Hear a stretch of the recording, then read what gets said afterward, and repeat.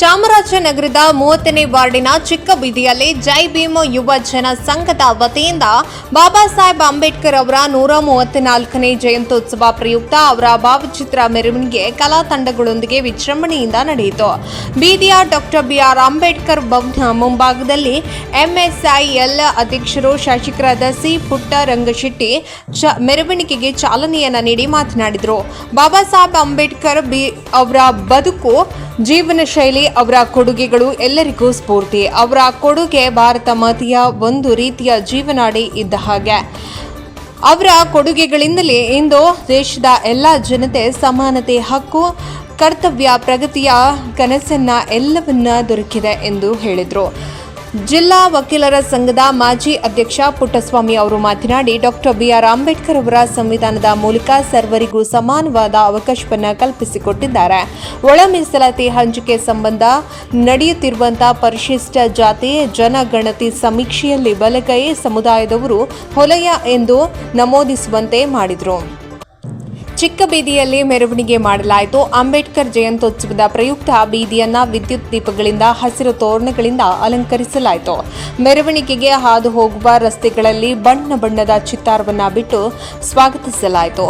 ಮೆರವಣಿಗೆಯಲ್ಲಿ ಜೈ ಭೀಮ್ ಯುವ ಸಂಘದ ಅಧ್ಯಕ್ಷ ಆರ್ ನಾಗಣ್ಣ, ಉಪಾಧ್ಯಕ್ಷ ಜಯಕುಮಾರ್ ಬಾಬು, ರಾಮಸಮುದ್ರ, ಯಜಮಾನರಾದ ಪಾಪಣ್ಣ, ಮರಿಸ್ವಾಮಿ, ವಕೀಲರಾದ ನಾಗಣ್ಣ, ಪುಟ್ಟಸ್ವಾಮಿ, ನಗರಸಭಾ ಮಾಜಿ ಸದಸ್ಯ ಬಸವರಾಜು, ಮುಖಂಡ Nagabasappanna, Mahadevaswamy, Suresh, M stand, Mahadevaswamy, M stand, Shankar, ಬೀದಿಯ ಸರ್ಕಾರಿ ನೌಕರರು, ಜೈ ಭೀಮ್ ಯುವ ಜನ ಸಂಘದ ಪದಾಧಿಕಾರಿಗಳು, ಸದಸ್ಯರು, ಮಹಿಳಾ ಸ್ವಸಹಾಯ ಸಂಘದ ಸದಸ್ಯರು ಭಾಗವಹಿಸಿದರು.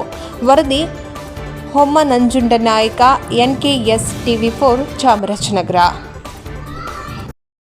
ರಾಮಸಮುದ್ರ ಚಿಕ್ಕಬೀದಿ ಗ್ರಾಮದಲ್ಲಿ ಬಾಬಾ ಸಾಹೇಬ್ ಅಂಬೇಡ್ಕರ್ ಅವರ 134ನೇ ಜನ್ಮ ದಿನಾಚರಣೆ ಹಮ್ಮಿಕೊಂಡಿದ್ದು, ಈ ಕಾರ್ಯಕ್ರಮಕ್ಕೆ ಈಗಾಗಲೇ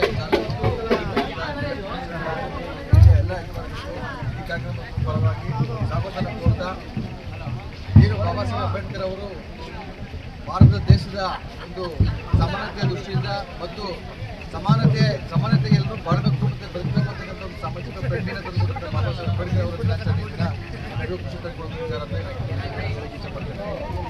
ಭಾರತ ರತ್ನ ಬಾಬಾ ಸಾಹೇಬ್ ಅಂಬೇಡ್ಕರ್ ಅವರು ಇಡೀ ವಿಶ್ವವೇ ಮೆಚ್ಚುವಂತಹ ಸಂವಿಧಾನವನ್ನು ಭಾರತ ದೇಶಕ್ಕೆ ಬರ್ಕೊಟ್ಟಿದ್ದಾರೆ. ಈ ಭಾರತ ದೇಶದ ಒಂದು ಜೀವನ ಮೌಲ್ಯಗಳು ಮತ್ತು ಅಷ್ಟವಾದಂಥ ಜೀವನ ಮೌಲ್ಯಗಳನ್ನು ಬದಲಾವಣೆ ಮಾಡುವ ಉದ್ದೇಶಕ್ಕೋಸ್ಕರ ಬಾಬಾ ಸಾಹೇಬ್ ಅಂಬೇಡ್ಕರ್ ಅವರು ಸಂವಿಧಾನವನ್ನು ಬರೀತಾರೆ. ಈ ದಿನ ನಾವೇನು ಜೀವನ ಕಟ್ಕೊಂಡಿದ್ದೇವೆ, ಈ ದಿನ ಜೀವನಗಳಲ್ಲಿ ನಾವು ಕಟ್ಕೊಂಡಿದ್ದೇವೆ, ಅದಕ್ಕೆ ಬಾಬಾ ಸಾಹೇಬ್ ಅಂಬೇಡ್ಕರ್ ಕಾರಣ ಬಾಬಾ ಸಾಹೇಬ್ ಅಂಬೇಡ್ಕರ್ ಅವರು ತಮ್ಮ ಆರೋಗ್ಯವನ್ನು ಲೆಕ್ಕಿಸದೆ ಭಾರತ ದೇಶಕ್ಕೆ ಹಲವಾರು ರೀತಿಯ ಕಾನೂನುಗಳನ್ನ ಬರ್ಕೊಟ್ಟಿದ್ದಾರೆ. ಬಾಬಾ ಸಾಹೇಬ್ 56 ವರ್ಷ ಮಾತ್ರ ಬರ್ತಿದ್ದಾರೆ.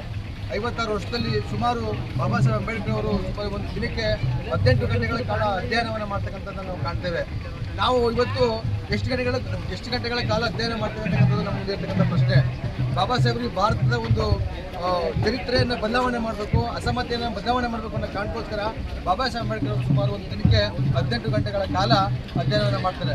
ಹಾಗಾಗಿ ಏನು ನಮ್ಮ ಜೀವನ ಇಂದಿನ ಹಸನಾಗಿದೆ ನಮ್ಮ ಜೀವನ, ಅದಕ್ಕೆ ಬಾಬಾ ಸಾಹೇಬರೇ ಕಾರಣ. ನಮ್ಮ ಈ ಹಿಂದೆ ಏನು ನಮ್ಮ ತಲೆಯಲ್ಲಿ ಇರ್ತಕ್ಕಂಥ ಏನು ಕೊಳಕುಗಳಿವೆ, ಏನು ಮೌಢ್ಯತೆಯಿಂದ ಹೊರಬರುವಂಥ ಒಂದು ಕೆಲಸಗಳನ್ನ ನಾವು ಮಾಡಬೇಕಾಗಿದೆ. ನಾವು ಈ ದಿನ ಎಲ್ಲರೂ ಬಾಬಾ ಸಾಹೇಬ್ ಅಂಬೇಡ್ಕರ್ ಹೆಸರಿನಲ್ಲಿ ದಿನಾಚರಣೆ ಮಾಡ್ತಾ ಕುಣಿತಾ ತುಂಬ ವಿಜೃಂಭಣೆಯಿಂದ ಮಾಡ್ತೇವೆ. ಆದರೆ ನೀವು ಮುಗಿದ ತಕ್ಷಣ ಹೋಗಿ ಗಣಪತಿಗೆ, ಲಕ್ಷ್ಮಿಗೆ ಪೂಜೆ ಮಾಡ್ತೇವೆ. ಎಷ್ಟು ಮಟ್ಟಿಗೆ ಸರಿ ಅಂತಕ್ಕಂಥದ್ದು. ಬಾಬಾ ಸಾಹೇಬ್ ಅಂಬೇಡ್ಕರ್ ಅವರು ತಮ್ಮ 22 ಪ್ರತಿಜ್ಞೆಗಳಲ್ಲಿ ಬಾಬಾ ಸಾಹೇಬ್ ಅಂಬೇಡ್ಕರ್ ಅವರು ಇದನ್ನು ಕೂಡ ವಿರೋಧ ಮಾಡ್ತಾರೆ. ನಮ್ಮ ದೇಶದಲ್ಲಿರ್ತಕ್ಕಂಥ ಗಣಪತಿ ಆಗಲಿ, ಲಕ್ಷ್ಮಿ ಆಗಲಿ, ಯಾವುದೇ ಸಂಸ್ಕೃತಿ ಆಗಲಿ, ಯಾವುದೇ ಹಿಂದೂ ಧರ್ಮದ ದೇವತೆಗಳನ್ನು ನಾನು ಪೂಜೆ ಮಾಡೋದಿಲ್ಲ ಅಂತಕ್ಕಂಥದ್ದನ್ನ ಬಾಬಾ ಸಾಹೇಬ್ ಹೇಳ್ತಾರೆ. ಅವರ ಮೊಮ್ಮಕ್ಕಳು ನಾವು, ಅವರ ರಕ್ತ ನಾವೆಲ್ಲ, ಅವರ ಮರಿ ಮೊಮ್ಮಕ್ಕಳು ನಾವೆಲ್ಲ, ನಾವು ಎಷ್ಟು ಮಟ್ಟಿಗೆ ಬದಲಾಗಿದ್ದೇವೆ ಅಂತಕ್ಕಂಥದ್ದನ್ನು ನಾವು ಕಾಣ್ತೇವೆ.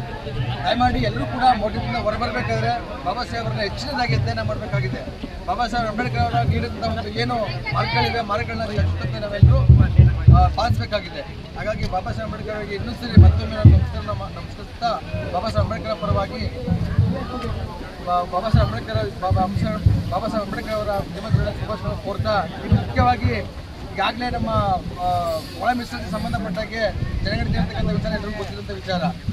ದಯಮಾಡಿ ಎಲ್ಲರೂ ಕೂಡ ನಮ್ಮ ಒಳ ಜಾತಿ ಏನಿದೆ, ಒಳ ಜಾತಿಯನ್ನು ನಾವು ವಲಯ ಅಂತಕ್ಕಂಥ ಒಂದು ಪದದಿಂದ ನಾವು ನಮ್ಮ ಜಾತಿಯನ್ನು ಒಳ ಮೀಸಲಾತಿ ಪ್ರಕರಣ ಜಾತಿಯನ್ನು ಹೇಳಬೇಕಾಗಿದೆ. ಕೆಲವು ಕಡೆ ಎಲ್ಲರೂ ಹಿಂದರಿತಾರೆ, ವಲಯ ಅನ್ನೋ ಮಾತನ್ನು ಹೇಳ್ಕೊಳ್ಳೋಕ್ಕೋಸ್ಕರ ಹಿಂದರಿತಾರೆ. ಆದರೆ ವಲಯ ಅನ್ನೋ ಪದ ಅಷ್ಟು ಕೇಳದ ಪದ ಅಲ್ಲ. ಅದು ವಲಯ ಅಂದರೆ ಹೊಲದ ಒಡೆಯ ಅಂತ. ಹೊಲದ ಒಡೆಯ ಅಂದರೆ ಯಾರು? ನಾವೆಲ್ಲ ರಿಚಸ್ಸೇ. ಏನು ಲ್ಯಾಂಡ್ ನಮ್ಮ ಹತ್ರ ಜಮೀನುಗಳಿವೆ, ಜಮೀನುಗಳ ರಿಚಸ್ಸೇ ನಾವೆಲ್ಲ. ಹೊಲದ ಒಡೆಯ ಅಂತಕ್ಕಂಥ ಒಂದು ಪದದ ಒಂದು ಅರ್ಥವನ್ನು ನೀಡಿ ವಲಯ ಅಂತಕ್ಕಂಥ ಪದವನ್ನು ನಮಗೆ ನೀಡಿದ್ದಾರೆ.